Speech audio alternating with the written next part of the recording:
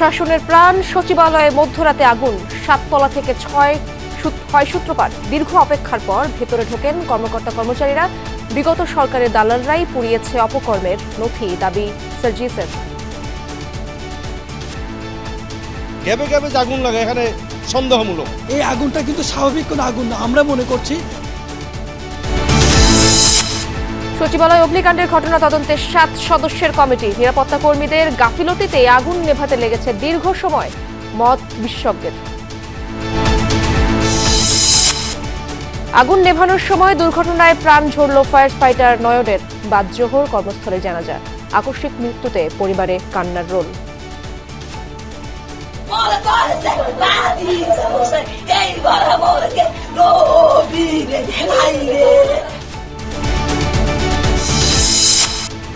ফ্যাসিবাদের দোসরদের না সরালে সচিবালয়ের মতো ষড়যন্ত্র ঘটতেই থাকবে, মন্তব্য বিএনপি নেতাদের। বললেন, গুরুত্বপূর্ণ নথি চাওয়ার পর আগুনের ঘটনায় জনমনে প্রশ্ন। পিলখানা হত্যাকাণ্ডের তদন্তে গঠিত কমিশনের প্রথম বৈঠক। প্রধানকে হতে হবে উপদেষ্টা সমমানের। দেশের বাইরে থাকা সন্দেহভাজনদের ফেরাতে নেওয়া হবে উদ্যোগ।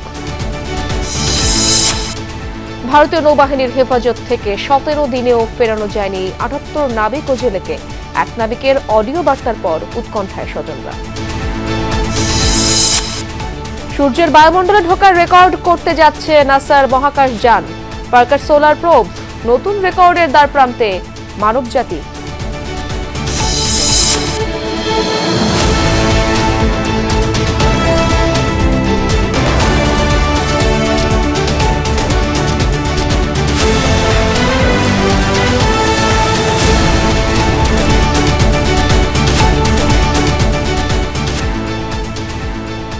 আমন্ত্রণ দুপুরে বাংলাদেশ, আপনাদের সঙ্গে আছি আমি ইশরাত জাহান।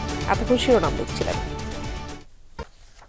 দীর্ঘ 10 ঘণ্টা পর বেলা 11:15 নাগাদ পুরোপুরি নিভেছে সচিবালয়ের 7 নম্বর ভবনে লাগা আগুন। ফায়ার সার্ভিসের 19টি ইউনিটের চেষ্টায় আগুন নেভানোর চেষ্টার সময় ট্রাক চাপায় প্রাণ গেছে এক ফায়ার ফাইটারের। আগুনের সূত্রপাত হয় 7 তলা থেকে। ক্ষতিগ্রস্ত হয়েছে ভবনের 6ষ্ঠ থেকে 8ম তলা। স্বরাষ্ট্র উপদেষ্টা অবসরপ্রাপ্ত লেফটেন্যান্ট জেনারেল মোহাম্মদ জাহাঙ্গীর আলম চৌধুরী সাংবাদিকদের জানান, এই ঘটনা তদন্তে শক্তিশালী কমিটি গঠন করা হয়েছে। ভয়াবহ আগুনে পুড়ছে সচিবালয়। রাত প্রায় 2টার দিকের ছবি এটি। সচিবালয়ের 7 নম্বর ভবনটির বিভিন্ন অংশে জ্বলছে আগুন। মুহূর্তেই আসে ফায়ার সার্ভিস। শুরুতে আগুন নিয়ন্ত্রণের জন্য 8টি ইউনিট কাজ শুরু করে। তবে ভয়াবহতা বাড়তে থাকলে পরে আরও 10টি ইউনিট যুক্ত হয়। সর্বমোট 19টি ইউনিটের ফায়ার ফাইটাররা আগুন নিয়ন্ত্রণে আপ্রাণ চেষ্টা চালিয়ে যান। 6ষ্ঠ থেকে 9ম তলা পর্যন্ত ছড়িয়ে পড়ে আগুন। অগ্নিকাণ্ডের ফলে পুরো সচিবালয় এলাকা কালো ও ঘন ধোঁয়ায় ঢেকে যায়। তবে এখনও জানা যায়নি আগুন লাগার প্রকৃত কারণ। ঘটনাস্থলে ফায়ার সার্ভিসের পাশাপাশি সেনাবাহিনী, পুলিশ, র্যাব ও বিজিবির সদস্যরা কাজ করেন। আগুনের খবরে রাতেই ছুটে আসেন সচিবালয়ের কর্মকর্তা কর্মচারী সহ আশপাশের মানুষজন। এমন অগ্নিকাণ্ডের ঘটনায় উদ্বেগের কথা জানান তারা। আমার মতে সম্পূর্ণ ষড়যন্ত্র এবং যে সমস্ত অন্তর্বর্তীকালীন সরকারকে বেকায়দায় পালানোর জন্য যারা এই কাজ করতেছে সম্পূর্ণ ওরাই এটার সাথে জড়িত। এতগুলো তালা থাকতে আপনার 2 তলায় লাগলো না, 4 তলায় লাগলো না, আগুনটা লেগে গেল 6 তলায় অথবা 7 তলায়, তাহলে অবশ্যই সুনিশ্চিতভাবে আমরা নিতে পারি এটা সুপরিকল্পিত। দীর্ঘ 10 ঘণ্টা পর পুরোপুরি নেভে সচিবালয়ের আগুন। 6ষ্ঠ, 7ম ও 8ম তলার অফিসসমূহের বেশিরভাগ অংশ পুড়ে গেছে। বেলা 11:15টার দিকে আগুন নিভে যাওয়ার খবর নিশ্চিত করে ফায়ার সার্ভিস। 3টা জায়গায় একসাথে আগুনের ইয়েটা দেখা গেছে। এটা অনেক সময় হয় কি, যখন স্পার্কিং হয়, যদি বিদ্যুৎ লাইনে শর্ট সার্কিট হয় এটা হতে পারে। তবে আমরা এটা এখন কনফার্ম বলবো না যতক্ষণ পর্যন্ত না আমরা তদন্ত করে শেষ করছি। সকালেই ঘটনাস্থল পরিদর্শন করেন স্বরাষ্ট্র উপদেষ্টা। তার আশা, আগুন লাগার প্রকৃত কারণ উদ্ঘাটন করতে পারবে তদন্ত কমিটি। 3 থেকে 4 টাকা না, আগুনটা 6 তলায় লাগছে, এগারোটা 7, 8 উপরের দিকে গেছে, কিন্তু নিচে আর আসতে পারে না। প্রাথমিকভাবে আপনারা নাশকতা মনে করছেন কিনা? প্রাথমিকভাবে আমরা বলতে পারবো না, একটা ইনভেস্টিগেশনের পরে আমরা বলতে পারবো। আগুন নিয়ন্ত্রণে আসার পর সকাল 9:30টার দিকে সচিবালয়ের গেট খুলে দেওয়া হয়। এ সময় বাইরে অপেক্ষমান কর্মকর্তা কর্মচারীরা নিজ নিজ কার্যালয়ে প্রবেশ করেন। সর্বোচ্চ নিরাপত্তার জায়গায় এভাবে আগুনের ঘটনা নিয়ে প্রশ্ন তুলেছেন সচিবালয়ের কর্মকর্তা কর্মচারীরা। কেউ কেউ আবার বলছেন এটি হতে পারে নাশকতা। তাই তদন্ত কমিটিকে বস্তুনিষ্ঠ তদন্ত করার আহ্বান জানিয়েছেন তারা। রাবি সিদ্দিকী, যমুনা নিউজ, ঢাকা। সচিবালয়ে আগুনের ঘটনা নজিরবিহীন, ষড়যন্ত্র কিনা সেটি জানতে তদন্ত কমিটি গঠন করা হয়েছে, এমনটাই জানালেন দুর্যোগ ব্যবস্থাপনা ও ত্রাণ উপদেষ্টা ফারুকী আজম। বলেন, এলজিআরডি, ক্রীড়া ও সড়ক সহ কয়েকটি মন্ত্রণালয় ক্ষতিগ্রস্ত হয়েছে। তদন্ত না হলে তো বলা যাচ্ছে না, মনে করলে তো হবে না। এটা একটা আগুন দুর্যোগ তো বটে, সুরক্ষিত জায়গায় এরকম আগুন লেগেছে, সেটা আমাদের সবাইকে তো উদ্বিগ্ন করেছে।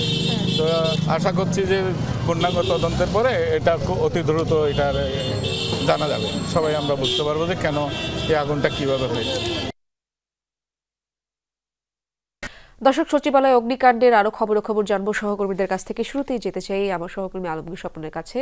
তিনি রয়েছেন সচিবালয়। স্বপন, নতুন কোনো তথ্য কি মিলেছে কিনা এবং কিভাবে আগুন লাগলো কিংবা ক্ষয়ক্ষতি সম্পর্কে কোনো ধারণা কি আপনাদের দেওয়া হয়েছে কিনা সে ব্যাপারে আমাদেরকে জানাবেন।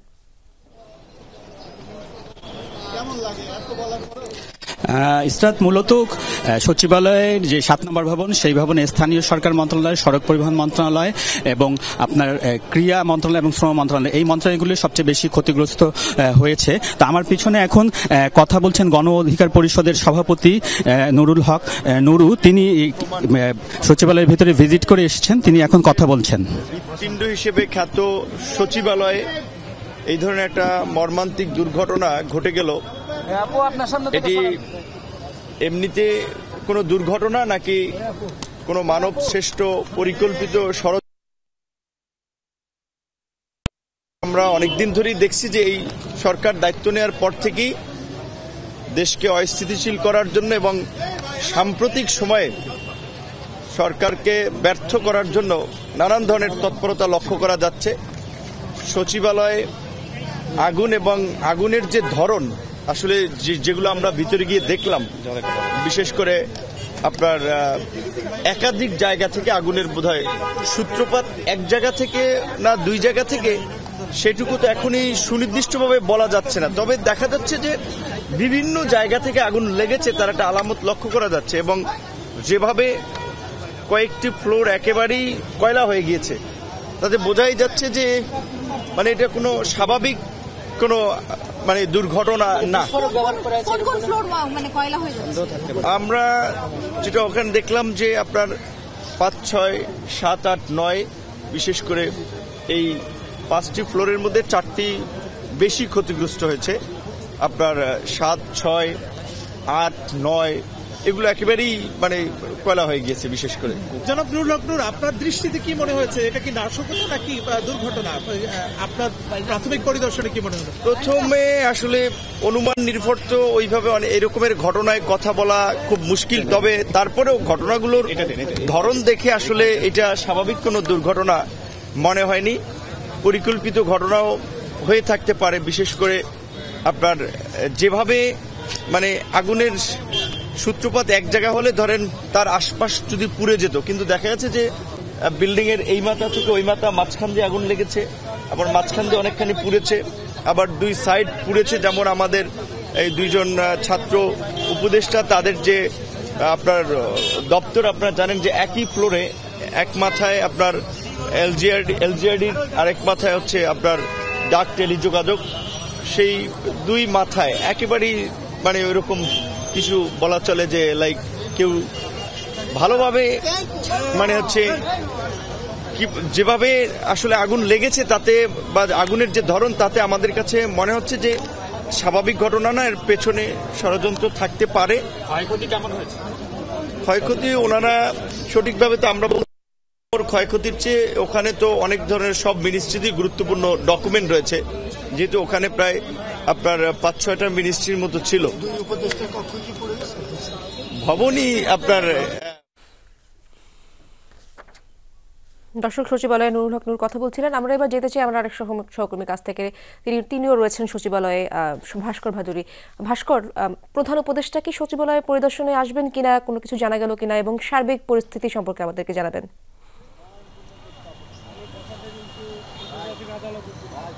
ঈশাত, সার্বিক পরিস্থিতির বিষয়টা দিয়ে যদি শুরু করি, যে এই মুহূর্তে সচিবালয়ের সামনে যে দুটি সড়ক, সেই দুইটি সড়কই কিন্তু যান চলাচলের জন্য পুরোপুরি উন্মুক্ত করে দেওয়া হয়েছে এবং এই মুহূর্তে বলা যায় যে সচিবালয়ের সামনে যানজট পরিস্থিতি খুব একটা নেই। তার পরবর্তীতে যে বিষয়টি রয়েছে, প্রধান উপদেষ্টা কখন আসবেন, আমরা সার্বিক যে নিরাপত্তা ব্যবস্থা দেখছি, সেই সার্বিক নিরাপত্তা ব্যবস্থা দেখে এখন খুব মনে হচ্ছে না যে খুব একটা দ্রুততম সময়ে প্রধান উপদেষ্টা আসবে, কারণ যে সকল উপদেষ্টারা সচিবালয়ের এই যে নজিরবিহীন একটি অগ্নিকাণ্ডের ঘটনা ঘটেছে এবং ভয়াবহ ঘটনা, সেই ঘটনা পরিদর্শনে এসেছিলেন, তারা একে একে প্রায় সকলেই বের হয়ে গেছেন সচিবালয় থেকে, যে বের হয়ে গেছেন এবং সেক্ষেত্রে প্রধান উপদেষ্টা কখন নাগাদ আসতে পারেন সচিবালয় অগ্নিকাণ্ড ঘটনা পরিদর্শনে, সেটা এখন পর্যন্ত কিন্তু নিশ্চিত করে বলা যাচ্ছে না। তৃতীয় যে বিষয়টি উল্লেখ করব, ইশরাত, সচিবালয়ের বিভিন্ন ভবনে বিদ্যুৎ সংযোগ চালু করাই কিন্তু এখন মূল চ্যালেঞ্জ হয়ে গেছে, কারণ আপনি জানেন যে প্রায় 10 ঘন্টার চেষ্টার পরে ফায়ার সার্ভিসের 19টি ইউনিটের প্রচেষ্টায় কিন্তু সচিবালয়ের যে অগ্নিকাণ্ড, সেই অগ্নিকাণ্ড সম্পূর্ণভাবে নির্বাপন করা সম্ভব হয়েছে এবং ইতিমধ্যে 7 নম্বর যে ভবন, সেই 7 নম্বর ভবনটি পুরোপুরি কিন্তু বিদ্যুৎ বিচ্ছিন্ন অবস্থায় রয়েছে। বাকি যে সকল ভবনগুলো রয়েছে, সে সকল ভবনগুলোতেও কিন্তু বিদ্যুৎ সংযোগ পুরোপুরি যে সচল আছে, সেই বিষয়টি কিন্তু বলা যাবে না। সুতরাং আপনি বুঝতেই পারছেন, এত বড় একটি অগ্নিকাণ্ডের পরে, কারণ আগামীকাল এবং পরশু সরকারি ছুটির দিন, সেক্ষেত্রে আগামীকাল এবং পরশু কার্যক্রম করার মাধ্যমে হয়তোবা বিদ্যুৎ সংযোগ পুরোপুরি চালু করা সম্ভব হতে পারে। তার পাশাপাশি যে বিষয়টি রয়েছে, সকাল 10টার দিকে অথবা 10টার কিছু আগে সচিবালয়ের যে সকল কর্মকর্তা এবং কর্মচারী যারা রয়েছেন তারা প্রবেশ করেছিলেন, তাদেরকে আমরা দেখেছি দুপুর 1টার কিছু পরে ছোট ছোট ভাগে ভাগ হয়ে তারা সচিবালয় থেকে বের হয়ে যাচ্ছেন। তাদের সঙ্গে যখন আমরা কথা বলছিলাম, তাদের অনেকেই অবাক এবং বিস্ময় প্রকাশ করেছেন এবং যাদের সঙ্গে কথা বলেছিলাম তাদের মাঝখানে কিছুটা ভীতির প্রবণতাও কিন্তু আমরা দেখতে পেরেছি। কিন্তু সকলেই যে বিষয়টি নিয়ে জানতে আগ্রহী, যে সরকারের এত গুরুত্বপূর্ণ একটি ভবনে যে কিভাবে আগুনটি এভাবে আগুন লাগার ঘটনাটি সংঘটিত হলো এবং একই সাথে পুরো আগুনটি 6, 7, 8 এবং 9 তলার প্রায় পুরোটি ব্যাপী ছড়িয়ে গেছে। সেক্ষেত্রে যে মূল যে বিষয়, যে হতাহতের কোনো ঘটনা অন্ততপক্ষে সচিবালয়ের ভেতরে না সংঘটিত হলেও যে পরিমাণ সরকারি নথিপত্রের ক্ষয়ক্ষতি হয়েছে, নথিপত্রগুলো পুড়ে গিয়েছে, সেক্ষেত্রে নথিপত্রগুলো কি নথিপত্র ছিল এবং তা কিভাবে আবার পুনরায় আগের অবস্থায় নিয়ে আসা যায়, এই সব ঘটনাই কিন্তু এখন সরকারের জন্য একটি বড় চ্যালেঞ্জ হয়ে গেছে, অন্তত 5টি মন্ত্রণালয়ের জন্য। হয়তোবা যখন তদন্ত কমিটি আগামী 7 দিনের মাঝে তাদের যে গুরুত্বপূর্ণ রিপোর্ট, সেই রিপোর্ট পেশ করবে, তখন হয়তোবা বোঝা যাবে যে কীভাবে এই অগ্নিকাণ্ডের ঘটনা ঘটেছে এবং এর বিষয়ে যদি কোনো নাশকতা থেকেও থাকে তাহলে কে বা কারা জড়িত ছিল, সে বিষয়টা হয়তো বা তদন্ত কমিটির যে রিপোর্ট, সেই রিপোর্ট উঠে আসবে বলে সকলে আশা করছে। ঈশা। ভাস্কর, ধন্যবাদ আপনাকে। সচিবালয়ের 7 নম্বর ভবনে অগ্নিকাণ্ডের ঘটনা তদন্তে কমিটি গঠন করেছে সরকার। মন্ত্রিপরিষদ বিভাগ থেকে এই সংক্রান্ত অফিস আদেশ জারি করা হয়েছে। অফিস আদেশে বলা হয়, বুধবার রাত 2:30টায় সচিবালয়ের 7 নম্বর ভবনে অগ্নিকাণ্ডের বিষয়ে তদন্তের জন্য তদন্ত কমিটি গঠন করা হলো। মন্ত্রিপরিষদ বিভাগের অতিরিক্ত সচিব মোহাম্মদ খালেদ রহিমকে আহ্বায়ক করে গঠিত কমিটিতে অন্যান্য সদস্যদের মধ্যে রয়েছেন জননিরাপত্তা বিভাগের প্রতিনিধি, দুর্যোগ ব্যবস্থাপনা ও ত্রাণ মন্ত্রণালয়ের প্রতিনিধি, স্থানীয় সরকার বিভাগের প্রতিনিধি, ঢাকা মেট্রোপলিটন পুলিশের প্রতিনিধি এবং ফায়ার সার্ভিস ও সিভিল ডিফেন্স অধিদপ্তরের প্রতিনিধিরা। কমিটির সদস্য সচিব হিসেবে থাকবেন গৃহায়ন ও গণপূর্ত মন্ত্রণালয়ের প্রতিনিধি। এই কমিটি প্রয়োজনে এক বা একাধিক সদস্য কো-অপ্ট করতে পারবে বলেও উল্লেখ করা হয় মন্ত্রিপরিষদ বিভাগের আদেশে। সচিবালয়ের অগ্নিকাণ্ড নজিরবিহীন ঘটনা। নিরাপত্তা কর্মীদের গাফিলতির কারণে দীর্ঘ সময়ে আগুন নিয়ন্ত্রণে আনা সম্ভব হয়নি বলে মনে করেন ফায়ার সার্ভিসের সাবেক মহাপরিচালক অবসরপ্রাপ্ত ব্রিগেডিয়ার জেনারেল আলী আহমেদ খান। এত বড় ডেভেলপটা কেন হলো সেটা একটা বড় প্রশ্ন এখানে। অত রাত্রিটা আগুন লেগেছে, কিন্তু তার সাথে কিন্তু যারা পুলিশ, সিকিউরিটি গার্ড, তারা কি কোনোই দেখলো না আসলে যে আগুনটা তখন, সুতরাং টাইম মতো রেসপন্স করতে পারলে হয়তো আগুনটা বড় হতো না। এবং এখানে ফায়ার ব্রিগেড যারা আছে তারাও কিন্তু, আমি বলি তাদের সক্ষমতা নিয়েও আমরা চেষ্টা করতে হবে, আরো বাড়াতে হবে আমি মনে করি। বিশেষ করে ভিতরে যে কিভাবে ফাইটটা করতে হয় আগুনের, সেটাও আমাদের দেখতে হবে। সচিবালয়ের 7 নম্বর ভবনে অগ্নিকাণ্ডের ঘটনায় কড়া হুঁশিয়ারি দিয়েছেন স্থানীয় সরকার, পল্লী উন্নয়ন ও সমবায় মন্ত্রণালয়ের উপদেষ্টা আসিফ মাহমুদ ভুইয়া। তিনি বলেছেন, এই ঘটনায় জড়িতদের বিন্দুমাত্র ছাড় দেওয়া হবে না। সকালে সামাজিক যোগাযোগ মাধ্যম ফেসবুকে দেয়া এক পোস্টে আসিফ মাহমুদ দাবি করেন, বিগত সময়ে স্থানীয় সরকার, পল্লী উন্নয়ন ও সমবায় মন্ত্রণালয়ে অর্থ লুটপাট ও দুর্নীতির বিরুদ্ধে কাজ চলমান ছিল। কয়েক হাজার কোটি টাকা লুটপাটের প্রমাণ পাওয়া গিয়েছিল, যা নিয়ে তদন্তও চলছিল। পোস্টে তিনি আরও বলেন, অন্তর্বর্তী সরকারকে ব্যর্থ করার এই ষড়যন্ত্রে যে বা যারাই জড়িত থাকবে তাদের বিন্দু পরিমাণ ছাড় দেওয়া হবে না। আগুনে কি পরিমাণ ক্ষয়ক্ষতি হয়েছে তা এখনও নির্ধারণ করা যায়নি। সচিবালয়ে ঘাপটি বেড়ে থাকা শেখ হাসিনার দালালেরা বিভিন্ন অপকর্মের ফাইলগুলো আগুনে পুড়িয়ে দিয়েছে বলে মন্তব্য করেছেন জাতীয় নাগরিক কমিটির মুখ্য সংগঠক সার্জিস আলম। দুপুরে নিজের ভেরিফাইড ফেসবুক আইডি থেকে দেয়া এক পোস্টে তিনি এমন মন্তব্য করেন, আমলাতন্ত্র ও প্রশাসনে যেসব ফ্যাসিবাদের দোসর এখনও ঘাপটি বেড়ে লুকিয়ে আছে তাদের শেকড় থেকে উপড়ে ফেলতে হবে বলেও মন্তব্য করেন তিনি। বলেন, বিগত 16 বছরে যারা আওয়ামী লীগের সহযোগী ছিল তাদের মধ্যে অন্যতম একটি অংশ আমলারা। এদের ওপর ভর করেই শেখ হাসিনা ক্ষমতা কুক্ষিগত করেছিল। সার্জিস আরও বলেন, যখনই বিপ্লবীরা বিগত সরকারের অপকর্ম, চুরি, লুটপাট, দুর্নীতির দিকে নজর দিয়েছে, তখনই সচিবালয়ে ঘাপটি বেড়ে থাকা দালালেরা বিভিন্ন অপকর্মের ফাইলগুলোকে আগুনে পুড়িয়ে দিয়েছে। রাষ্ট্র সংস্কার করতে হলে প্রশাসনে ঘাপটি মেরে লুকিয়ে থাকা এসব দোসরদের শেকড় থেকে উপড়ে ফেলতে হবে। সচিবালয়ের আগুন নিয়ন্ত্রণের সময় ঘটনাস্থলে একটি ট্রাকের ধাক্কায় নিহত হন ফায়ার ফাইটার মোহাম্মদ সোয়ানুর জামান নয়ন। বাদজোহর সিদ্দিক বাজার এলাকায় অবস্থিত ফায়ার সার্ভিসের হেডকোয়ার্টারে হয়েছে নয়নের প্রথম নামাজে জানাজা। সচিবালয়ের আগুন নিয়ন্ত্রণে ওয়াটার টেন্ডারে পানির পাইপ লাগিয়ে সড়ক পার হচ্ছিলেন নয়ন। এ সময় নিয়ন্ত্রণহীন একটি ট্রাক ধাক্কা দেয় তাকে। ঢাকা মেডিকেলে নেওয়া হলে চিকিৎসকরা গুরুতর আহত নয়নকে মৃত ঘোষণা করেন। আহত আরেক সদস্য ঢাকা মেডিকেলে চিকিৎসা নিয়ে বাড়ি ফিরে গেছেন। নয়ন ফায়ার সার্ভিসের সিদ্দিক বাজার কার্যালয়ের স্পেশাল ইউনিটে ছিলেন। তিনি 2 বছর ধরে এই ইউনিটে কর্মরত ছিলেন। তার গ্রামের বাড়ি রংপুর জেলার মিঠাপুকুর উপজেলায়। মরদেহ বুঝে নিতে এরই মধ্যে রওনা করেছেন নয়নের পরিবারের সদস্যরা। একটা দুঃখজনক ঘটনা ঘটেছে, সেটা সকালবেলা যখন ফার্স্ট আওয়ারে এসে আমাদের একজন ফায়ার ফাইটার পানির পাম্প থেকে লাইন সংযোগ করছিল, ওই সময় রাস্তা পার হওয়ার সময় একটা দ্রুতগামী ট্রাক তাকে আঘাত করে এবং তাকে হাসপাতালে নিয়ে যাওয়ার পর ঢাকা মেডিকেল হসপিটালে তাকে মৃত ঘোষণা করা হয়। ইন্না লিল্লাহি ওয়া ইন্না ইলাইহি রাজিউন। সরকার গুরুত্বপূর্ণ নথি চাওয়ার পর সচিবালয়ে আগুন লাগার ঘটনা জনগণের মনে প্রশ্নের জন্ম দিয়েছে। রাজধানীর ডিআরইউতে এক আলোচনা সভায় এমন মন্তব্য করেছেন বিএনপির সিনিয়র যুগ্ম মহাসচিব রিজভী আহমেদ। এ সময় তিনি আরও বলেন, রাষ্ট্রীয় গোয়েন্দা সংস্থা একটি রাজনৈতিক দল গঠনের জন্য প্রচেষ্টা চালাচ্ছে। গতকালই আমরা সংবাদপত্রে দেখেছি যে একটি সরকার কয়েকটি গুরুত্বপূর্ণ নথি চেয়ে পাঠিয়েছে সরকারের পক্ষ থেকে। এই নথি চাওয়ার পরেই গতকাল গভীর রাতে এই আগুন, এটা জনমনে বিরাট প্রশ্ন দেখা দিয়েছে। আজকের মধ্যে সচিবালয় আগুনের সাথে সম্পৃক্তদের আইনের আওতায় আনার দাবি জানিয়েছেন বিএনপি চেয়ারপারসনের উপদেষ্টা জয়নুল আবদিন ফারুক। সকালে প্রেস ক্লাবের সামনে গণতন্ত্র ফোরামের অবস্থান কর্মসূচিতে এই দাবি জানান তিনি। বলেন, ষড়যন্ত্র থেকে বাঁচতে হলে সচিবালয়ের মতো জায়গা থেকে ফ্যাসিবাদের দোসরদের বের করে দিতে হবে। এখনও ষড়যন্ত্রের জাল বিস্তার করে হাসিনাকে ক্ষমতায় আনার চক্রান্ত চলছে, কিন্তু দেশের জনগণ তা মেনে নেবে না বলে জানান তিনি। সেই চক্র সচিবালয়ে আগুন লাগিয়েছে, তারা আবারও সিন্ডিকেট করছে, রোজায় নিত্যপণ্যের দাম বাড়াতে পারে বলে জানান তিনি। এ সময় তিনি আরও জানান, সরকারকে স্পষ্ট করে নির্বাচনের তারিখ ঘোষণা করতে হবে। নির্বাচিত সরকার দেশের গুরুত্বপূর্ণ সংস্কার করবে। মানুষের ন্যায্য দাবিগুলো জনগণের কাছে মাধ্যমে স্বরাষ্ট্র উপদেষ্টার কাছে আজকের মধ্যেই জানতে চাই, এখনো কেন যারা আগুনের সাথে সম্পৃক্ত তাদেরকে গ্রেপ্তারের আইনের আওতায় আনা হলো না। আশুলিয়ায় বৈষম্য বিরোধী আন্দোলনের সময় 6 ছাত্রকে গুলি করে হত্যার পর মরদেহ পোড়ানোর ঘটনায় আসামি পুলিশ সদস্য মুকুলকে কারাগারে পাঠানোর নির্দেশ দিয়েছেন ট্রাইব্যুনাল। সকালে তাকে হাজির করে গ্রেপ্তারি পরোয়ানা চায় প্রসিকিউশন।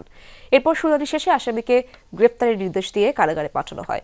এই ঘটনায় মকবুল নামে আরেক পুলিশ সদস্য গ্রেপ্তার আছে। তাকে যে কোনো দিন ট্রাইব্যুনালে হাজির করা হবে। বুধবার কনস্টেবল মুকুলকে নবাবগঞ্জ থেকে গ্রেপ্তার করা হয়। জুলাই আগস্টে বৈষম্য বিরোধী আন্দোলনের সময় আশুলিয়ার 6 জনের মরদেহ পুড়িয়ে ফেলার ঘটনায় সাবেক এমপি সাইফুল ইসলাম এবং 4 পুলিশ কর্মকর্তার বিরুদ্ধে গ্রেপ্তারি পরোয়ানা জারি করেন ট্রাইব্যুনাল। তার বিরুদ্ধে আমরা গ্রেপ্তারি পরোয়ানা জারি করার মাত্রই ওই দিনই পুলিশ তাকে গ্রেপ্তার করতে সক্ষম হয়। আজকে গতকালকে যেহেতু বন্ধের দিন ছিল, আজকে তাকে আদালতে সোপর্দ করা হয় এবং আমরা তার ব্যাপারে যে প্রাথমিক তথ্য প্রমাণ সেটা আদালতকে জানিয়েছি। জানানোর পরে তাকে কারাগারে পাঠানোর নির্দেশ দেওয়া হয়েছে। ক্ষমতার কেন্দ্রীকরণ ঠেকাতে দ্বিকক্ষ বিশিষ্ট আইনসভা এবং এক ব্যক্তির দুবারের বেশি প্রধানমন্ত্রী হওয়ার বিধান বাতিলের সুপারিশ করবে সংবিধান সংস্কার কমিশন। কমিশন প্রধান অধ্যাপক আলী রিয়াজ জানিয়েছেন, সংসদ নেতা ও দলীয় প্রধান যেন এক ব্যক্তি না হন এমন প্রস্তাবও থাকছে সুপারিশে। তিনি আরও জানান, রাজনৈতিক ঐক্যমত না থাকায় সংবিধান পুনর্লিখনের পরিকল্পনা থেকে সরে এসেছেন তারা। বলেছেন, সুপারিশ বাস্তবায়নে ঐক্যমত্যে পৌঁছাতে হবে রাজনৈতিক দলগুলোকে। লাভলি বিথির রিপোর্টে বিস্তারিত। সংবিধান প্রণয়নের পর থেকে বিভিন্ন সংশোধনীর মাধ্যমে এর গণতান্ত্রিক চরিত্র হরণ করা হয়। এই নিয়ে সমালোচনা দীর্ঘদিনের। তাই ছাত্র জনতার গণ অভ্যুত্থানের পর বিদ্যমান সংবিধান সংশোধন বা পুনর্লিখনের দাবি ওঠে। গঠিত হয়েছে সংবিধান সংস্কার কমিশন। অধ্যাপক আলী রিয়াজের নেতৃত্বে কমিশন এরই মধ্যে রাজনৈতিক দল, বিশেষজ্ঞ সহ সংশ্লিষ্টদের মতামত নিয়ে সংবিধান সংশোধনের সুপারিশের খসড়া চূড়ান্ত করেছে। ৭২ শতক যে সংবিধান জারি আছে সেই সংবিধান আসলে নাগরিকদের অধিকার সংকুচিত করে।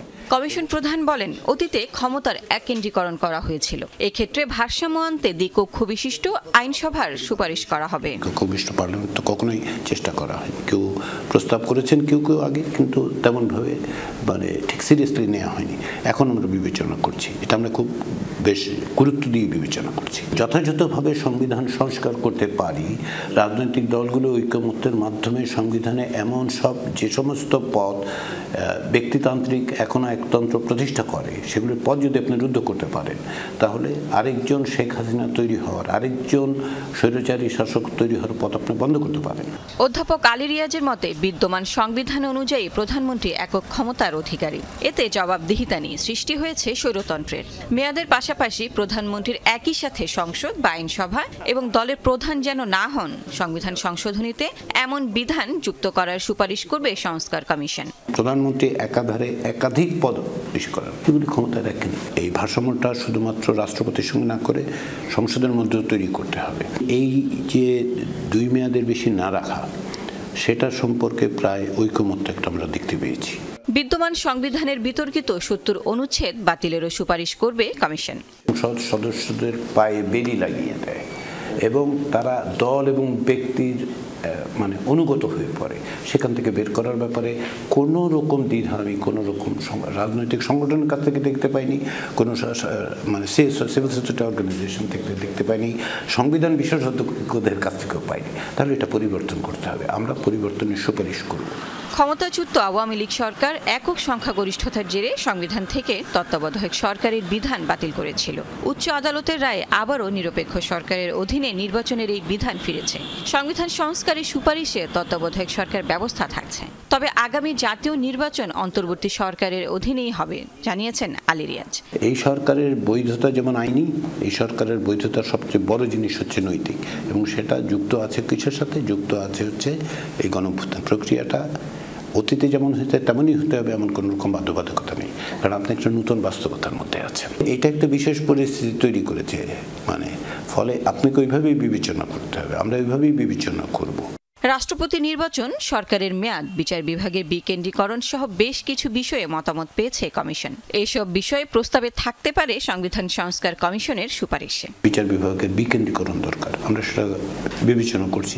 Lovely Bithi, Jamuna News, Dhaka.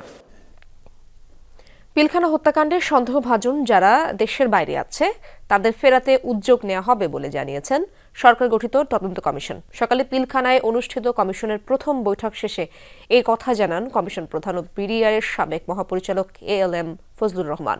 কমিটির 7 সদস্যের মধ্যে 6 জন উপস্থিত ছিলেন প্রথম সভায়। নির্ধারিত সময়ের মধ্যে একটি স্বচ্ছ ও নিরপেক্ষ তদন্ত করতে সচেষ্ট বলে জানান কমিশন প্রধান। ইতিহাসের নির্মম নৃশংস ঘটনা পিলখানা হত্যাকাণ্ড। একটি আধা সামরিক বাহিনীর শৃঙ্খলা তলানিতে ঠেকে 57 সেনা কর্মকর্তা হত্যার মধ্য দিয়ে 5 আগস্টের পর পরিবর্তিত পরিস্থিতিতে দাবি ওঠে ওই ঘটনার নিরপেক্ষ তদন্তে কমিশন গঠনের। বিডিআরের সাবেক একজন মহাপরিচালককে প্রধান করে 7 সদস্যের কমিশন গঠন করে অন্তর্বর্তীকালীন সরকার। পিলখানায় ঢাকা সেক্টর সদর দপ্তরে কমিশনের প্রথম সভা। বৃহস্পতিবার সকালে অনুষ্ঠিত সভায় পরবর্তী করণীয় নিয়ে প্রাথমিক আলোচনা সেরে নেয় কমিশন। তবে সবার আগে কমিশন চেয়ারম্যান, সদস্যদের পদমর্যাদা, দপ্তর সহ বেশ কিছু বিষয় নির্ধারণ হওয়ার পরেই কাজ শুরু হবে বলে জানান কমিশন প্রধান। আমি বলেছি যে এই কমিশনের যিনি সভাপতি তার মর্যাদা হতে হবে একজন অ্যাডভাইজারের সমান, এবং আমার সঙ্গে যারা সদস্য রয়েছেন তাদেরকে আমরা অ্যাপিলেট ডিভিশনের, সুপ্রিম কোর্টের অ্যাপিলেট ডিভিশনের জাজের মর্যাদায় অভিষিক্ত করার জন্য আমরা আবেদন জানাবো। নিরাপত্তা, ব্যক্তিগত এবং পারিবারিক, ট্রান্সপোর্টেশন সুবিধা, সাচিবিক সুবিধা, এবং আমরা কোথায় অফিস করব। প্রশ্ন ছিল, আন্তর্জাতিক অপরাধ ট্রাইব্যুনালে এই সংক্রান্ত মামলা হয়েছে কদিন আগে, তাহলে মামলার কমিশনের তদন্ত সমন্বয় হবে কিভাবে? বাংলাদেশের একজন সিভিল এবং ক্রিমিনাল ল এক্সপার্ট আর একজন মিলিটারি ল এক্সপার্ট, ক্রিমিনাল এবং ইন্টারন্যাশনাল ল সম্বন্ধে বিশেষজ্ঞ এবং সিভিল ল এবং মিলিটারি ল সম্বন্ধে বিশেষজ্ঞ, এইরকম দুইজন বিদেশি আইনজ্ঞকে আমাদের এই কমিশনের সঙ্গে সম্পৃক্ত করার জন্য আবেদন আমরা জানাবো। কমিশন প্রধান জানান, দেশি বিদেশি চক্রান্তের অভিযোগ আছে এই হত্যাকাণ্ড ঘিরে, তাই কমিশনের জিজ্ঞাসাবাদের আওতায় অনেকেই আসবেন তদন্তকালীন সময়ে। আমরা কোনো দেশকে আইডেন্টিফাই করতে চাই না, আমরা নিরপেক্ষভাবে, নির্ভয়ভাবে আমরা অগ্রসর হতে চাই। 5 আগস্ট যে বিপ্লব হলো, সেই বিপ্লবের পরে দেশ থেকে তারা চলে গেছেন। আমরা জানি এতটুকু যে দেশে নাই, তারা কোথায় আছেন, কোন দেশে আশ্রয় নিয়েছেন, সেই সব দেশের সঙ্গে আমরা আমাদের যে ফরেন মিনিস্ট্রি আছে, পররাষ্ট্র মন্ত্রণালয়, তাদের মাধ্যমে আমরা যোগাযোগ করব এবং প্রয়োজন হলে আমরা ওই দেশের সঙ্গে আলোচনা করে যদি এক্সট্রাডিট করা সম্ভব না হয় তাহলে আমরা টিম পাঠাবো সেখানে তাদেরকে টেস্টিফাই করার জন্য, তাদের স্টেটমেন্ট নেওয়ার জন্য। তদন্তের স্বার্থে যে কারো দেশ থেকে নিষেধাজ্ঞাও দিতে পারে কমিশন। নিরপেক্ষ তদন্তে সবার সহযোগিতা চায় কমিশন। বিজিআর হত্যাকাণ্ড তদন্তে সরকার গঠিত যে কমিশন, সেই কমিশনকে এত বড় একটি ঘটনা তদন্তের জন্য প্রাথমিকভাবে সময় দেওয়া হয়েছে 3 মাস। কিন্তু প্রশ্ন ছিল, এই 3 মাসে কতটুকু এগোবে এই কমিশন? অবশ্য কমিশন প্রধান বলছেন, তারা চেষ্টা করবেন যতটুকু সম্ভব কাজ এগিয়ে নেওয়ার। যদি বাধা বিপত্তি থাকে সেগুলো কাটিয়ে পরবর্তীতে আরও সময় চাইবে কমিশন। রিয়াজ রায়হান, যমুনা নিউজ, পিলখানা, ঢাকা। ময়মনসিংহে সড়ক দুর্ঘটনায় প্রাণ গেল দম্পতিসহ 4 স্বজনের। পুলিশ ও স্থানীয়রা জানায়, ময়মনসিংহ থেকে একটি সিএনজি চালিত অটোরিকশা নেত্রকোনায় যাচ্ছিল। পথে তারাকান্দার গাছতলা এলাকায় পৌঁছালে বিপরীতমুখী একটি ট্রাক অটোরিকশাটিকে চাপা দিলে ঘটনাস্থলেই 2 জনের মৃত্যু হয়। আহত 4 জনকে উদ্ধার করে হাসপাতালে ভর্তি করা হলে আরও 2 জন মারা যান। নিহতরা হলেন নেত্রকোনার সাতবেরিকান্দা এলাকার আব্দুর রশিদ ও স্ত্রী বকুলা আক্তার, বকুলার ভাই বিদ্যা মিয়া ও বিদ্যার পুত্রবধূ লাবণী আক্তার। নিহত বিদ্যা মিয়ার স্ত্রী লাভলি বেগম ও অটোরিকশা চালক অন্তর মিয়া হাসপাতালে চিকিৎসাধীন অবস্থায় রয়েছেন। স্বজনরা জানান, অসুস্থ স্বজনকে দেখে গাজীপুর থেকে নেত্রকোনায় ফিরছিলেন তারা। নিখোঁজের 5 দিন পর ফিরে এসেছেন বৈষম্য বিরোধী ছাত্র আন্দোলনের সহ সমন্বয়ক খালেদ হাসান। মঙ্গলবার মধ্যরাতে তাকে ঢাকা মেডিকেল কলেজে ভর্তি করা হয়। হল প্রভোস্ট ও সহপাঠীরা জানান, খালেদ শারীরিকভাবে দুর্বল এবং মানসিকভাবে বিপর্যস্ত। কারোর সাথেই নিজের অন্তর্ধান নিয়ে কথা বলার মতো অবস্থায় নেই সে। পুলিশ জানিয়েছে, ঘটনা তদন্তে কাজ চলছে। উত্তাল জুলাই আগস্টে কোটা সংস্কার আন্দোলন থেকে সরকার পতন পর্যন্ত সামনের সারিতে থেকেই নেতৃত্ব দেন খালিদ হাসান। বৈষম্যহীন দেশ গড়তে জীবনের পরোয়া না করে বুক ও পিঠকে প্ল্যাকার্ড বানান। আন্দোলনের মুখে পতন হয় আওয়ামী লীগ সরকারের। ভারতে আশ্রয় নেন শেখ হাসিনা। দায়িত্ব নেন ডক্টর ইউনূসের নেতৃত্বে অন্তর্বর্তী সরকার। এর মাঝেই সারা দেশে 5 শিক্ষার্থীকে গুপ্ত হত্যার অভিযোগ ওঠে। সবশেষ ঢাকা বিশ্ববিদ্যালয়ের আরবি বিভাগের শিক্ষার্থী খালিদ হাসানের সন্ধান যখন মিলছিল না, তখন নতুন করে দেখা দেয় উদ্বেগ, উৎকণ্ঠা। এর মাঝেই মঙ্গলবার দিবাগত রাতে সার্জেন্ট জহুরুল হক হলে ফিরেন খালিদ। হলের শিক্ষার্থীরা জানান, ফিরে এলেও শারীরিক ও মানসিকভাবে ভেঙে পড়েছেন সহ সমন্বয়ক খালিদ হাসান। কথা বলার মতো অবস্থাতে নেই সে। মাস্ক পরা অবস্থায় হেঁটে ফিরে আসছে। তো এরপর আমরা রুমে যাই প্রভোস্ট মহোদয় সহ। সেখানে আমরা তার সাথে কথা বলার চেষ্টা করি। তাকে মেন্টালি খুব একটা স্টেবল দেখা যাচ্ছিল না, কথা কম বলছিল অনেক। তাকে বিধ্বস্ত মনে হচ্ছিল, এই জন্য তাকে আগে তাকে মানসিক এবং শারীরিক ট্রিটমেন্ট দেওয়া হবে। তারপর কী হয়েছিল সেটা পরবর্তীতে জানা যাবে আর কি। ক্যাম্পাসে যান চলাচল যে শীতল করার ক্ষেত্রে তার একটা আসলে বড়সড় একটা ভূমিকা ছিল আর কি, আমার কাছে মনে হয়। তো এই জায়গা থেকেও মনে হয় একটা পার্সোনাল গ্রাজ হতে পারে। আমরা সিসিটিভি ফুটেজে যতটুকু দেখেছিলাম যে শেষ লাস্ট ওকে দেখা গিয়েছিল হচ্ছে দোয়েল চত্বরের ওইদিকে। শুক্রবার সন্ধ্যা 6টায় হল থেকে বের হয়ে আর ফেরেননি খালিদ। সিসি ক্যামেরার ফুটেজে সবশেষ তাকে দোয়েল চত্বর এলাকায় দেখা গিয়েছিল বলে জানান হল প্রভোস্ট। বলেন প্রত্যাবর্তনের পর খালিদ উচ্চ রক্তচাপে ভুগছিলেন, তাই তাকে ঢাকা মেডিকেলে ভর্তি করা হয়েছে। 6:03-4 দিকেও এখান থেকে বের হয়ে যায়। আমাদের একজন দারোয়ান এসে বলল যে স্যার উনি ফিরে এসেছেন। তখন আমরা জিমিনি তার রুমের দিকে গেলাম, বা রুম আবার সিলগালা করে রাখা হয়েছিল। তাকে খুব একটা অসুস্থ বলবো বা দুর্বল মনে হচ্ছিল, একটা ট্রমার মধ্যে ছিল ইনিশিয়ালি, এরকম মনে হচ্ছিল আর কি। তো যার কারণে আমি ইনিশিয়ালি যেটা করেছি, ও সুস্থ আছে কিনা এটা আমি জিজ্ঞাসা করলাম। করার পরে মেডিকেলের আমাদের যে চিফ মেডিকেল অফিসার আছে তাকে ফোন দেওয়া হলো। উনি আবার সাথে সাথে একজন ডাক্তার পাঠালেন। ডাক্তার তার চেক আপ করার পরে বলল যে তার যে প্রেশার, ব্লাড প্রেশার একটু হাই ছিল। নিখোঁজের ঘটনা তদন্তে কাজ চলমান বলে জানিয়েছে পুলিশ। যেহেতু অলরেডি চলে এসছে, আমরা এর আগে সম্ভাব্য সব জায়গায় খোঁজাখুঁজি করেছি। আমাদের যে পদ্ধতি আছে সেটা আমরা চেষ্টা করেছি। তার সাথে কথা বলা যায়নি, তার সাথে কথা বললে হয়তো জানা যাবে। এদিকে কেন্দ্রীয় সমন্বয়করা বলছেন আন্দোলনে সক্রিয় থাকায় নানা ধরনের হুমকির মুখোমুখি হতে হচ্ছে তাদের। তানভীর মৌসুম, যমুনা নিউজ, ঢাকা।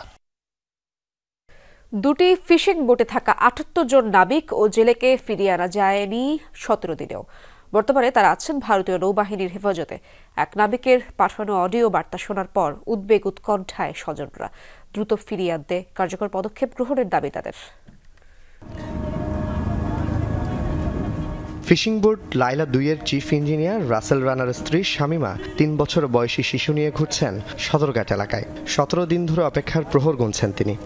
আদৌ ভালো আছে না কি অবস্থায় আছে এটা তো আমরা নিজে চোখে দেখিও না, জানিও না, আমরা তো এটা বলতে পারি না। আমরা তো মনে করেন সবসময় আশায় থেকে কখন কোন নিউজ শুনবো, ভালো শুনবো না খারাপ শুনবো, এই টেনশনে তো আমাদের মানসিক অবস্থা খারাপ হয়ে যাইতেছে। শামিমার মতো উদ্বেগ উৎকণ্ঠায় দিন কাটাচ্ছেন অন্য নাবিক ও জেলের স্বজনরাও। প্রিয়জনকে ফিরে পাওয়ার আকুতি সবার মধ্যে। 2 মাসের বাচ্চা আর একটা 10 বছরের ছেলেকে নিয়ে একা একা স্বামীর খোঁজে আসছি। প্রত্যেকদিন আসে ঘুরে যাই, কেউ কোনো পদক্ষেপ পাই না। আমার স্বামী ছাড়া আর কেউই নেই। আমারও একটা ছেলে দিচ্ছে আল্লাহ, আমি তো ওই টেনশনে আছি আমার স্বামীকে কোন দিন ফিরিয়ে আনবে। বাচ্চাটা শুধু বলে যে মা বাবা কখন আসবে, মা বাবা কখন আসবে। আমি তো কিছু বলতে পারতেছি, শুধু বলে যে বাবা আসবে। আগামী 2-3 দিনের মধ্যে এটা সিদ্ধান্তে আমাদের সরকার যদি না আসে তাহলে আমাদের জাহাজও সিজ করে দিবে। পুলিশের মাধ্যমে আবার যে এফআইআর আছে ওইটা করে আরো 3-4 বছর সময় লাগবে তোমাদের এগুলো শেষ হইতে। মঙ্গলবার লাইলা 2-এর ক্যাপ্টেন রাজীবের এই অডিও বার্তার পর স্বজনদের উদ্বেগ বেড়েছে আরো। ৭৮ জেলে নাবিককে ফিরিয়ে আনতে সরকারের দিকে তাকিয়ে আছেন তারা। 2-3 দিনের ভিতরে যদি ব্যবস্থা না নেয় ওদের বলে 4-5 বছরের জিও লই যাবে। আমার সন্তান, আমি ওদের চাই বাবা, আমার ছেলের ঘরে দেশে ফিরত আনতে চাই। আমরা করার কিছু নাই, এখন সরকারে না করলে আমরা কি করব? যদি সরকার না নেয় তাহলে এখন আমাদের করারও কিছু থাকবে না। আমাদের ছেলে সন্তান কিভাবে বাংলাদেশে উদ্ধার করে আনবে এটাই অনুরোধ আমার। এই বিষয়ে পররাষ্ট্র মন্ত্রণালয়ের চেষ্টার কথা জানান মালিক পক্ষ। গভর্নমেন্টের বিভিন্ন স্টেক হোল্ডার যারা নেভি, কোস্টগার্ড, এই মন্ত্রণালয়, তারপর মৎস্য মন্ত্রণালয়, সবাইকে নিয়ে ওনার একটা মিটিং করছে। আমরা যোগাযোগের মধ্যে আছি যাতে কোনো ধরনের অভিযোগ ওনারা না গঠন করে এভাবে রাখে। আমরা কাজ করতেছি, আমরা যত দ্রুত সম্ভব আমরা কাজটা সলভ করার চেষ্টা করতেছি। গত 9 ডিসেম্বর খুলনায় হিরন পয়েন্ট থেকে মেঘনা 5 ও লাইলা 2 নামের দুটি ফিশিং বোট সহ ৭৮ জনকে ধরে নিয়ে যায় ভারতীয় কোস্টগার্ড, পরে হস্তান্তর করে দেশটির নৌবাহিনীর কাছে। জোবায়েত ইবনে শাহাদাত, যমুনা নিউজ, চট্টগ্রাম। ঠান্ডায় জমে 3 নবজাতকের মৃত্যু হয়েছে গাজায়। বৃহস্পতিবার এই তথ্য জানিয়েছে আল নাসের হাসপাতাল। নিহত 3 শিশুর একজনের বয়স কেবল 3 দিন। ঠান্ডাজনিত রোগ হাইপোথার্মিয়ায় আক্রান্ত হয়ে তাদের মৃত্যু হয়। আল বাওয়াসির উপকূলীয় এলাকায় ছিল তাদের বাস। সমুদ্র তীরের তীব্র বাতাসের মধ্যে পর্যাপ্ত গরম কাপড়ের অভাবে এমন করুণ মৃত্যু হলো নবজাতকদের। স্থানীয় গণমাধ্যমগুলো বলছে চলতি বছর গাজার তাপমাত্রা নেমেছে 13 ডিগ্রি সেলসিয়াসে। সামনে আরও ঠান্ডা পড়বে বলে শঙ্কা করা হচ্ছে। এই অবস্থায় শীতের কাপড় সংবলিত ত্রাণ প্রবেশ নিশ্চিতের আহ্বান মানবাধিকার কর্মীদের। নতুন রেকর্ডের দ্বারপ্রান্তে মানবজাতি। এবার সূর্যের বায়ুমণ্ডলে ঢোকার রেকর্ড করতে যাচ্ছে নাসার মহাকাশযান পার্কার সোলার প্রোব।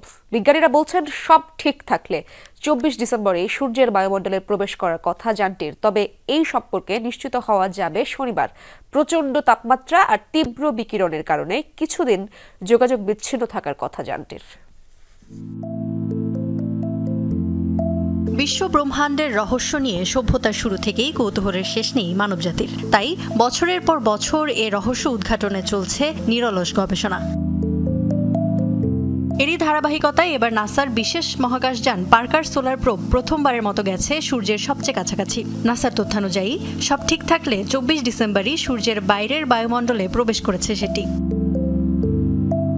সূর্যের খুবই কাছে থাকায় এই মুহূর্তে 1400 ডিগ্রি সেলসিয়াসের মতো চরম তাপমাত্রা এবং তীব্র বিকিরণ সহ্য করছে স্পেসশিপটি।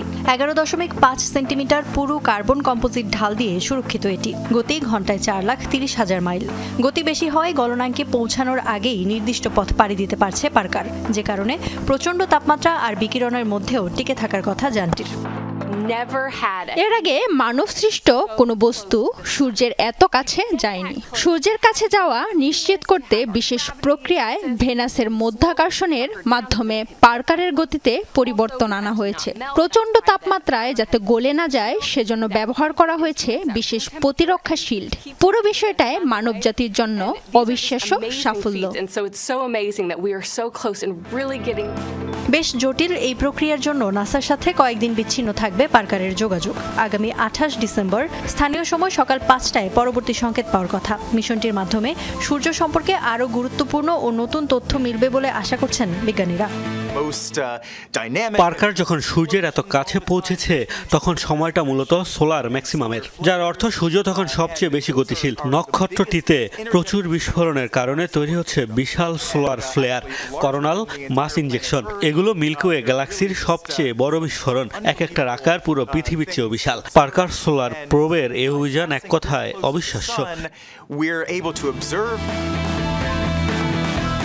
মহাকাশে পার্কারের যাত্রা শুরু হয় 2018 সালে। এরই মধ্যে সূর্যকে 21 বার প্রদক্ষিণ করেছে এটি। নাসার তথ্য, মহাকাশযানটি সূর্যের পৃষ্ঠ থেকে মাত্র 3.8 মিলিয়ন মাইল দূরে রয়েছে।